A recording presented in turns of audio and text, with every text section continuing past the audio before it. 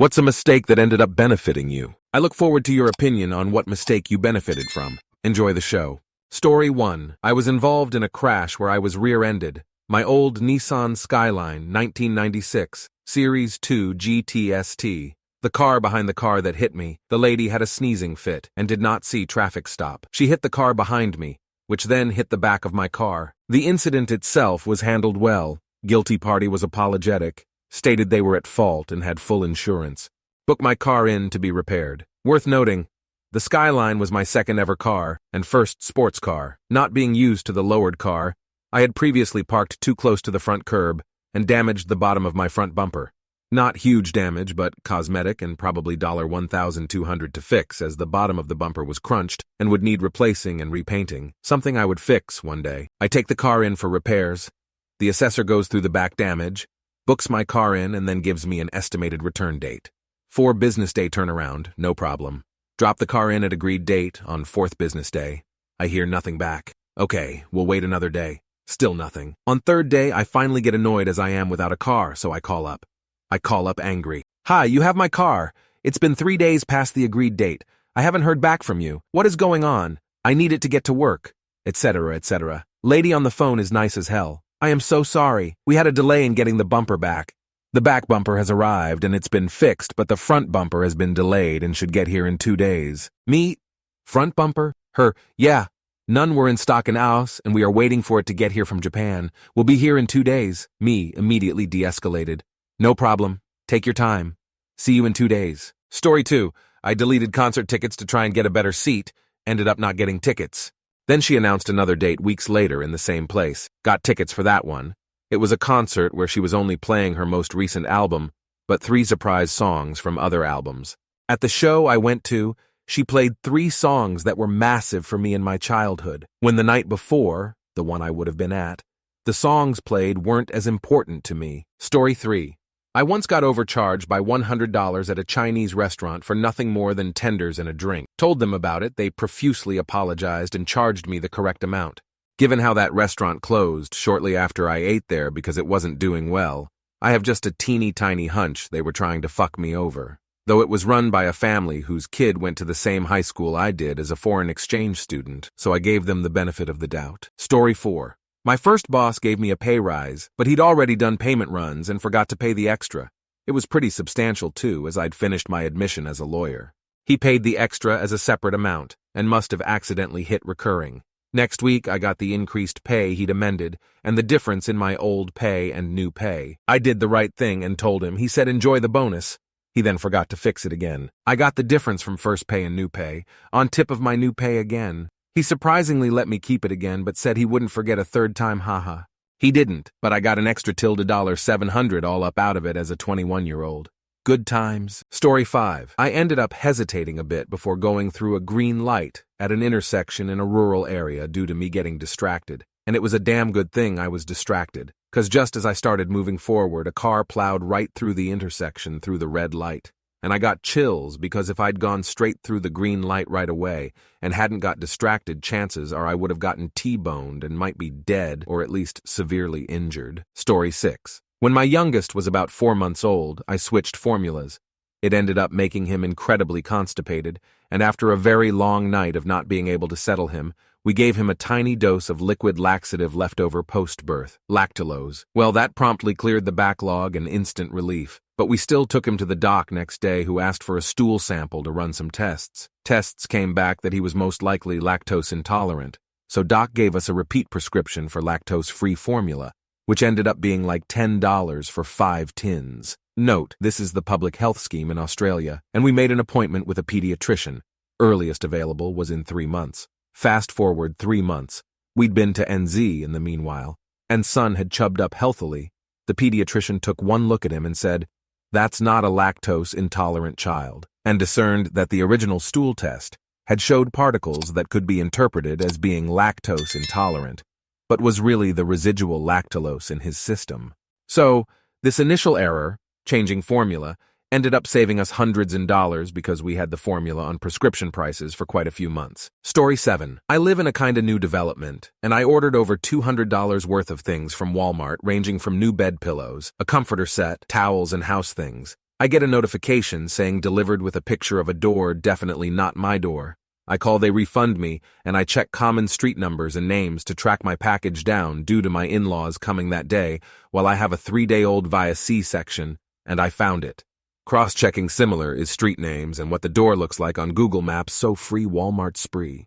Story 8. I allowed someone to convince me to get a new car that was on sale and below market value once rebates came in, but way beyond my budget. The next few days I cried and was upset with myself. Then I gave up my anger, but started praying for a way out of this mistake I made. I was just so nervous about being able to make my bills. About 10 days later, a family member borrowed the car and accidentally ran a red light and totaled it right in front of a hospital that had ambulances on scene.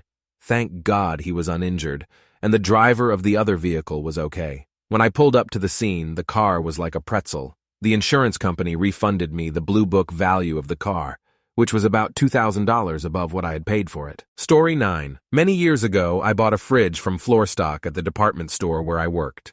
It was heavily discounted because it was a discontinued model and had a cosmetic dent in the door. When they delivered it, it was a brand new fridge from the warehouse. I ran into the salesperson from White Goods at lunch the next week and mentioned the delivery of the new fridge. He said he wouldn't tell if I didn't. Story 10. TEADR. The two people most important to me in the whole world, besides blood relatives, I would have never met if I hadn't fucked up my college dorm assignment paperwork.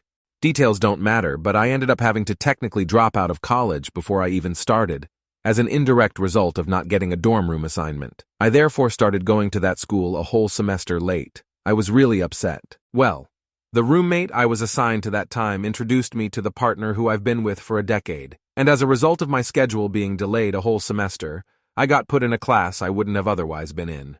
I met my best friend in that class. We're still close many years later, and she helped get me the job I have now, which I love. Story 11. I had a washing machine delivered, and to get it to fit the old dryer, unused for 20 years due to being a fire hazard as the barrel has been cutting through the rim, and it had been outside in the rain for yonks when I first moved in, was in the way.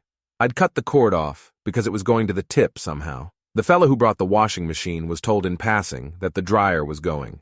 He said he'd take it, no questions asked. Halfway out the door, he noticed the cord missing and didn't seem impressed, but still took it. Funner fact. I advertised the old washing machine as free for turning into a fire pot. No response. A week later, re-advertised it for $50, suit turning into a fire pot. Someone bought it. Story 12. Went to pay for petrol. It's $50, so I paid $100 in cash. It was cheap Tuesday rush hour, so cashier moved quick and gave me $100 back with additional $50. Free fuel and $50 extra. Another time I was doing grocery shopping. This is the period where they just started self-checkout.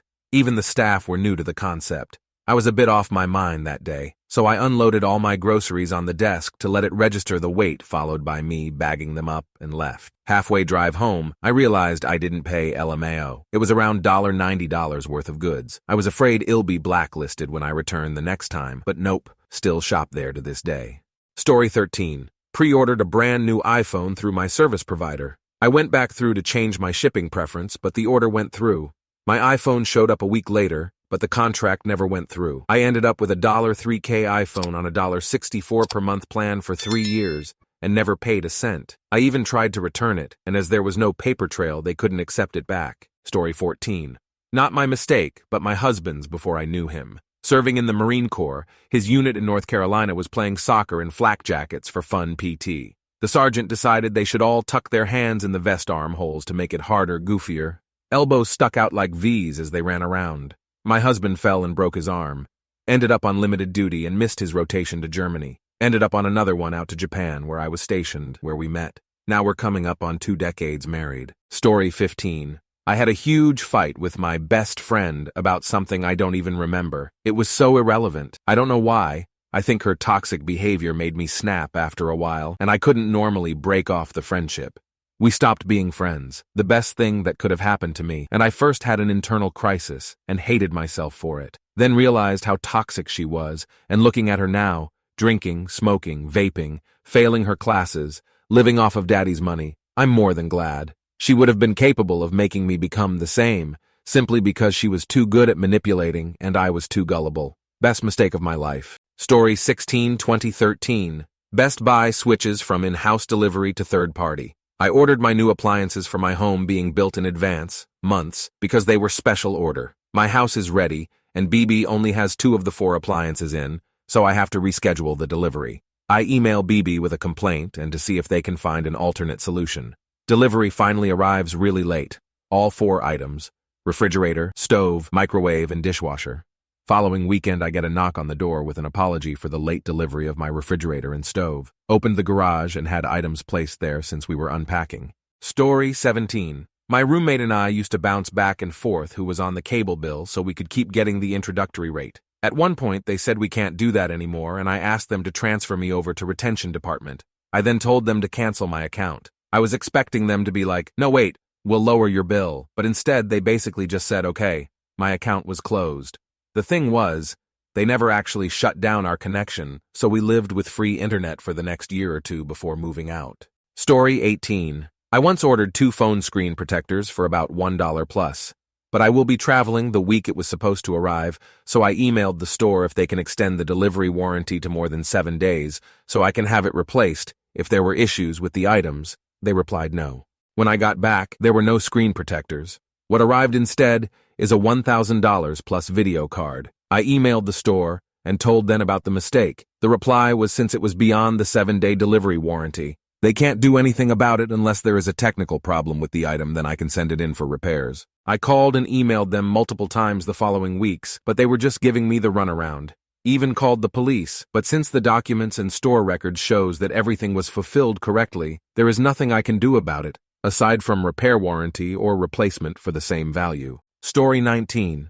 Bought a barrister's bookcase at a flea market in the late 1990s for about $800. I used a valid credit card which the merchant swiped with an old-fashioned register, swiping a mechanical device, back and forth. All was on the up and up, I thought. I kept checking my credit card account for the charge to appear, but it never did. A few weeks later I tries to track down the merchant, but was not able to do so. I now believe, given the poor construction of the bookcase, that it was a cheap knockoff, not a real antique. So I suspect it was not nearly worth what I paid for it. Story 20. I got fired from my job. The outgoing paperwork took too long because the printer jammed and needed repair.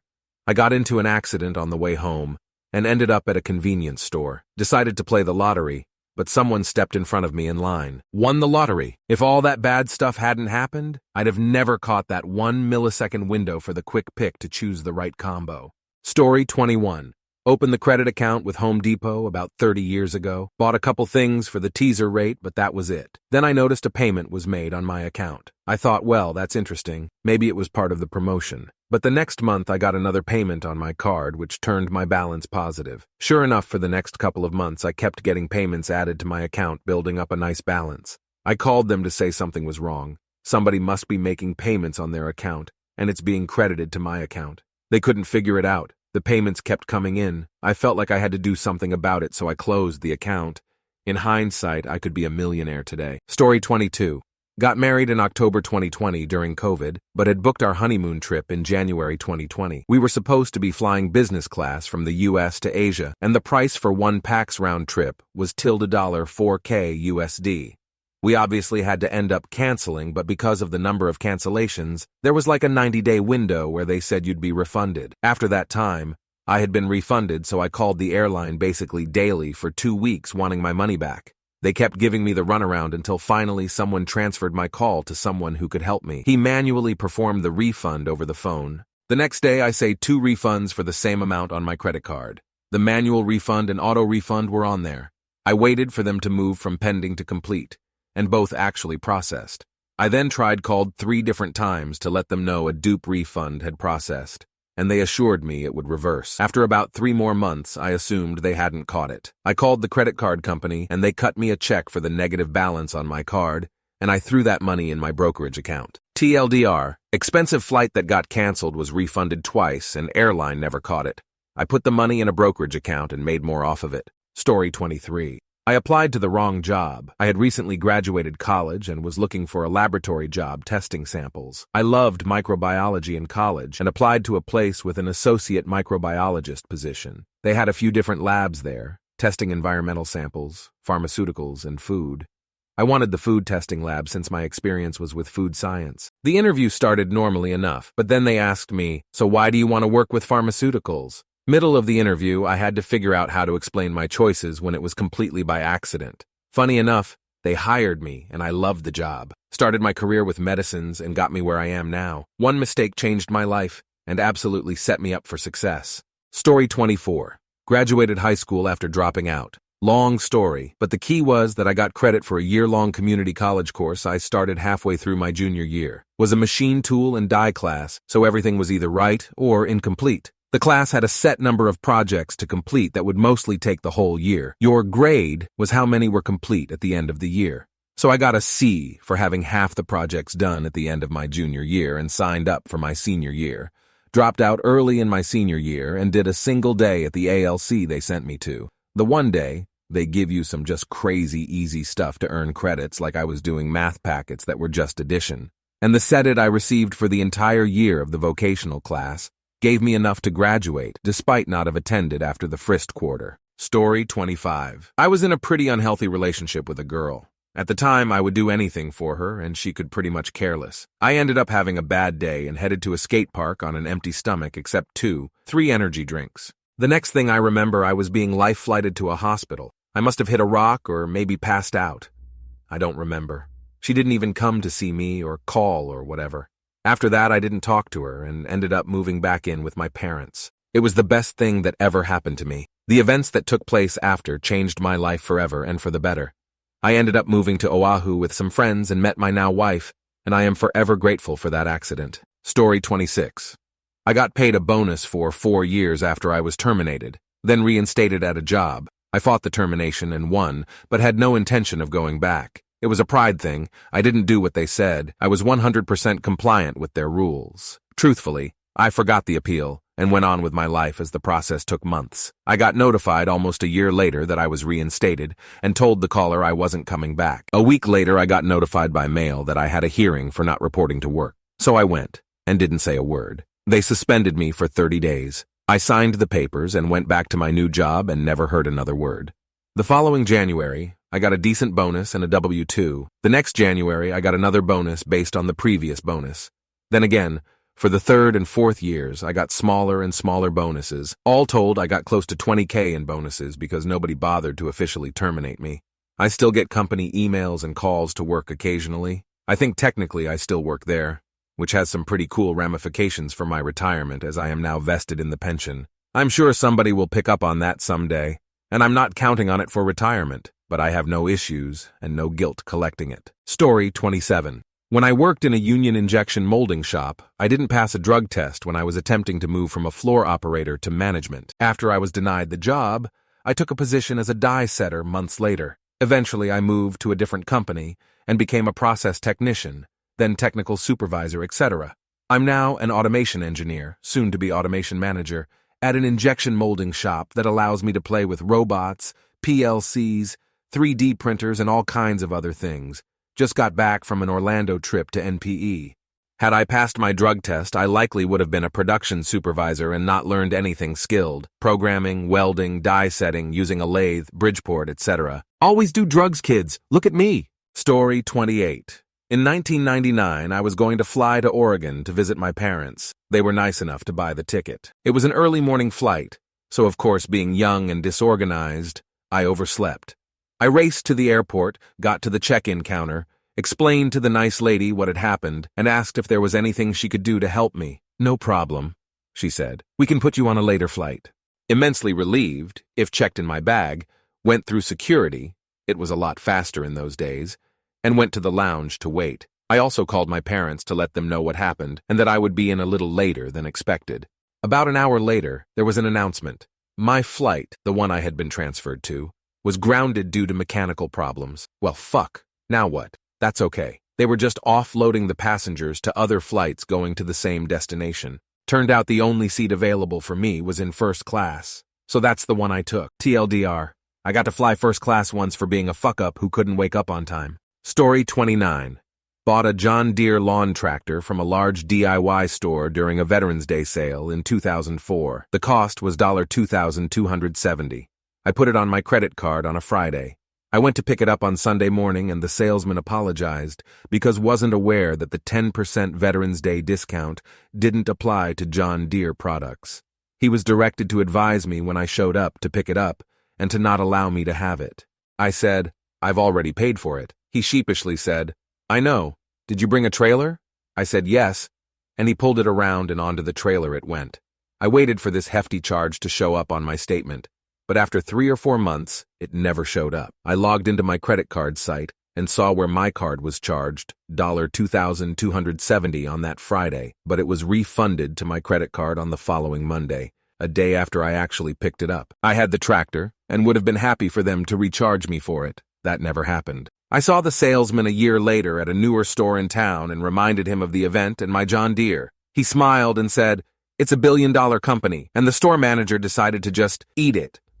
So, I enjoyed my free $2,270 John Deere lawn tractor for many, many years, and eventually passed it along to the family who bought our house when we moved into an HOA where I didn't need it. Thank you very much for watching. If you liked the video, like it. Be sure to write comments and share your stories.